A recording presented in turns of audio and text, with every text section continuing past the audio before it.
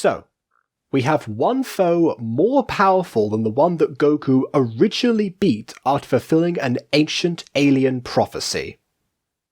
Are they going to be okay? Welcome or welcome back to the Butter Bunch. My name is Jacob Butter, and I'm here to bring you another Dragon Ball What If discussion. As promised, I would return to the channel the very moment that I achieved 4,000 watch hours and joined the YouTube Partner Program on my main account, which indeed actually did happen, and then my hard drive crashed, and then I got sick.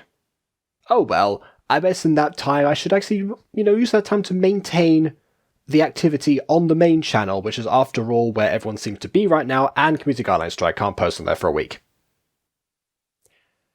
It appears I'm out of excuses, so I'm back. You'd be forgiven for thinking in most scenarios that if certain characters were left in the story for longer, that they would prove to be strong enough to constantly tip the odds in the many battles of the show simply through the art of power scaling. But if you do that enough times in a story themed around overcoming impossible odds, you end up overcorrecting this and missing out on some important aspects of the plot.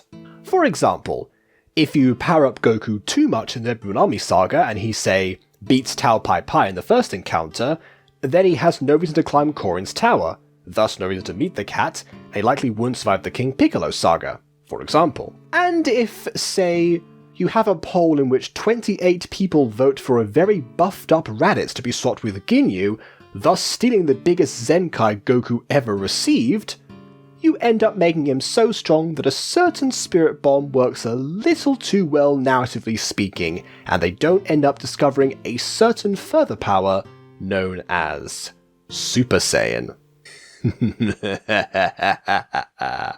Sorry, but you all asked for it. Be careful what you wish for. So yeah, in case any of you voted with the mindset of the characters getting stronger, remember this next time a what if out there asks you for your opinion. Dragon Ball isn't just about training and beating up the baddies. Side note, the polls about the kids from last episode had no trick to them, so don't worry this time. That being said, this is precisely what happened in the last part, and now we are in the aftermath of the Frieza fight, in a universe where both Raditz and Nappa turned good. With no threat of planetary annihilation, everyone is simply ready to go home. After one more healing round for everybody from Dende, they merely all hop back in the remaining ship, the one that isn't destroyed, and casually make their way home. Bulma radios back to the folks on Earth to have the Dragon Balls ready for when they return. Since by this time, Krillin has made it to the check-in station in the other world, he offers to carry out this task himself once he too returns to Earth. Chaozu, who had already been revived, chose to stay back some more with Ten Shinhan, but the Krill dog was ready to go home. Another thing the party returning from Namek decided to do was to take Vegeta's body back with them. Thanks to Yaakov Victor for reminding me that Frieza chose to make an example of him in the last part. I genuinely almost forgot about that. But at least now, once they wish back all those who died on Namek as they intended to do, they'd be able to ensure that he didn't immediately go rogue on them and return to his old planet-destroying ways. Most of the group didn't want to revive him at all, but Goku had won that particular argument, reminding Piccolo, Raditz and Nappa that all three of them used to be just as much of a threat to Earth and its populace as Vegeta is now. If they could turn good, then so could he. That shut them up. Nappa, however, only acquiesced on one condition. Having been robbed of the chance to test out the gravity chamber during the last trip, he demanded to be able to use it himself. Goku shrugged and agreed, keen to see the progress the big lug can make. The former general, in return, offers up his pod, which he loads Vegeta's body into, activating the cryosleep mode to preserve the goods and programs the coordinates for Earth. Excellent! Hey, Yamcha! That's your name, right? You're about the same power level as me, I think. What say you and I do a little sparring? Me? Yeah. Just give me a minute. He then walks over to Bulma and asks to talk to her in private. The genius scientist knows exactly what this is leading up to. They both felt it for a while. Things were just too tense now, and there was no going back.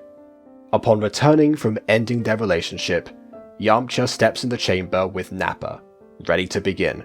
But before he closes the door, he gives the tallest Saiyan a thumbs up and some words of encouragement.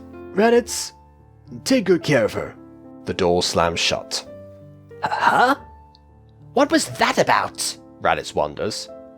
Bulma casts him a little bit of a shy glance, as if she was 16 years old again. The Saiyan blushes back, and the pair timidly look away. Just to quickly go over power levels one last time before they lose all relevance, Yamcha and Nappa gain the same 10 times booster calculated under other circumstances, leaving them at 924,000 and 1,040,000 respectively. The Son family plus Piccolo do maybe a bit of image training, so basically no change at all. I'll give them extra 1,000, because I'm nice like that. 6 days later, they arrive back on Earth, where Krillin greets them slack-jawed at their monumental gains.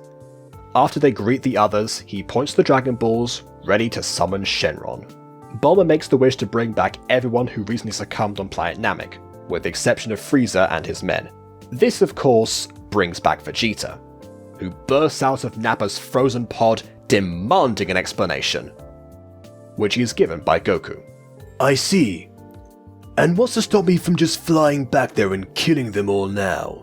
Nappa walks up slowly to his former boss. Because if you lay a finger on them, I'll send you back to the next dimension myself. Vegeta tries to punch Nappa for this insubordination, but the brute just catches the prince's hand and slams him to the ground. Vegeta gets up in shock, almost with the same broken back that Nappa sustained during his last day on the job, and was apparently worthy of execution.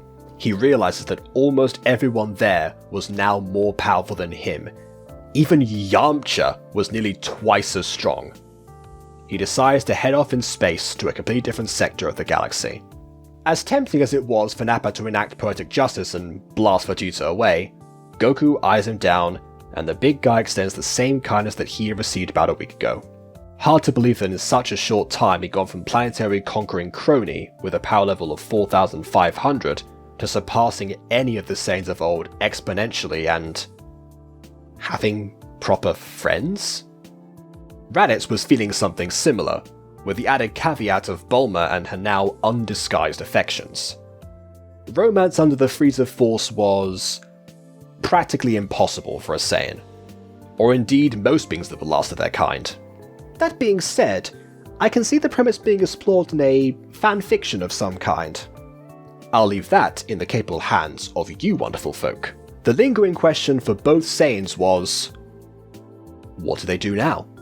Well, for Raditz that was an easy question.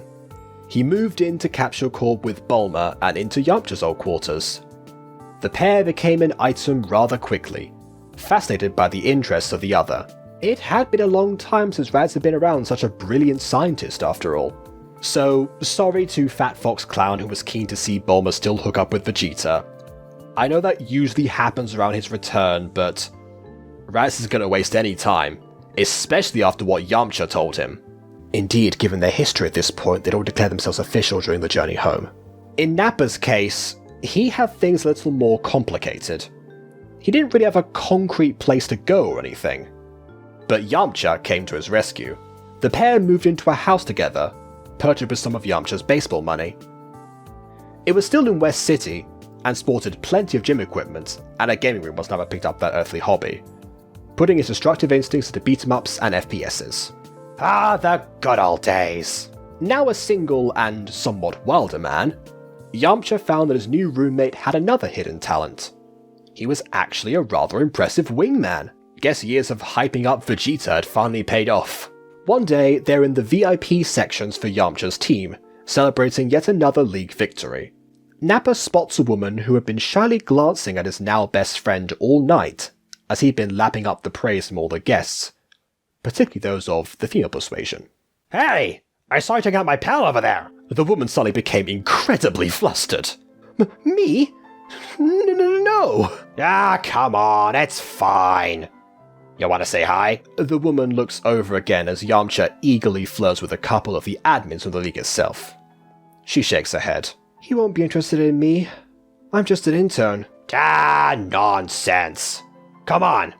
He's really nice. He pats her in Yamcha's direction, which of course sends her careening over and crashing into the former bandit and the pair fall to the ground. I'll spare you all the cliche of accidental grabbing that's so common in manga and anime, blah blah blah. Instead of that, the woman gets up in a nanosecond and apologizes profusely. It's alright, this happens a lot. My roommate doesn't know his own strength most of the time. The woman nods and giggles very meekly. I'm Yamcha. What's your name? It's Tika. Well, Tika, let's get you cleaned up. Now that's out the way, let's skip ahead to the results of the polls from last episode. I asked you all before to vote for if Bulma and Raditz, as well as Goku and Chi-Chi, would sire baby boys or baby girls. With results of 13 to 10 and 7 to 10 respectively, it's pretty clear to me that you lot seem to love the ladies. The results used to be 11 to 7 and 13 to 4. I also asked you for any name suggestions, and the only one who sent any in for the girls was King Piccolo. Well, if the runt has a daughter, you go with Kuri, after the Japanese word for ice cream, aisukurimu, considering Chi-Chi's name means milk. So, Goku and Chi-Chi have welcomed a bouncing baby Kuri into their lives. As for Raditz and Bulma, since the votes between boy and girl was so close all the way through, I've decided to make them have twins. Trunks and Miz. Short for Mizugi, which means swimsuit. I thought that was a nice pairing. So sorry, ArtDroid29, that's 4 Morosies in this part alone, and I'm not done yet. On one particular day, Gohan was taking his baby sister on a supervised ride on their dragon friend Icarus. Kuri could just about hold on at this point. Icarus does speed up though, leaving the baby to cling on for dear life, while Gohan frantically flies behind them into the cave where they get shielded from the black water mist.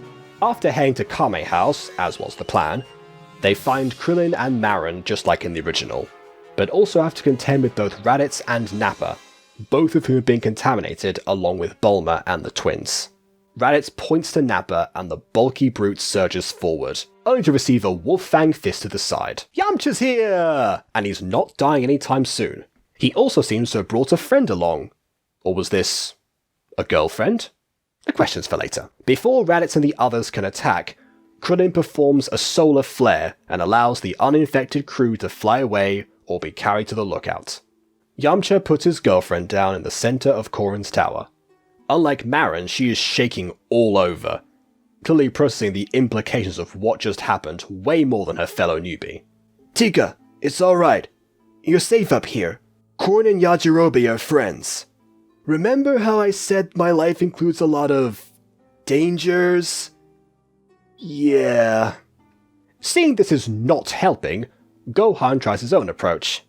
Oh god, I can't do Gohan's voice today. Miss Tika, ma'am? This is my sister Kuri. She's just seen this kind of danger for the first time, too. But whenever I'm having a rough day, remembering the things I've gone through in life, playing with her always makes me feel better.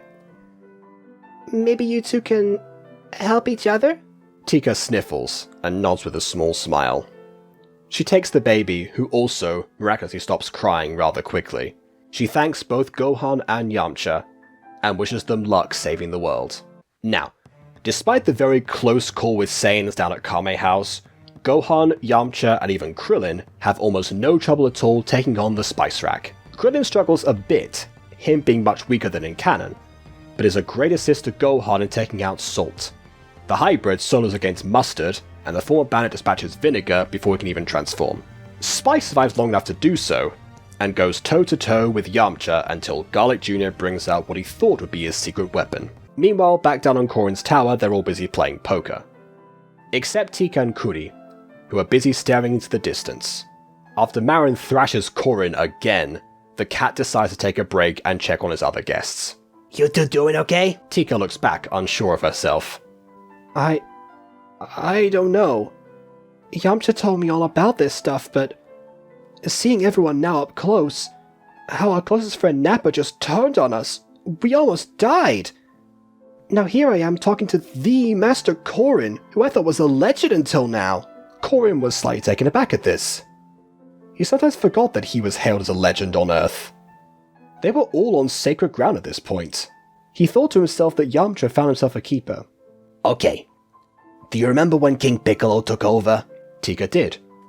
She was mugged by one of the criminals he released onto the streets, and witnessed a few explosions from nearby, hurling in the capital around this time. And then the Saiyan attack? Tika nodded again.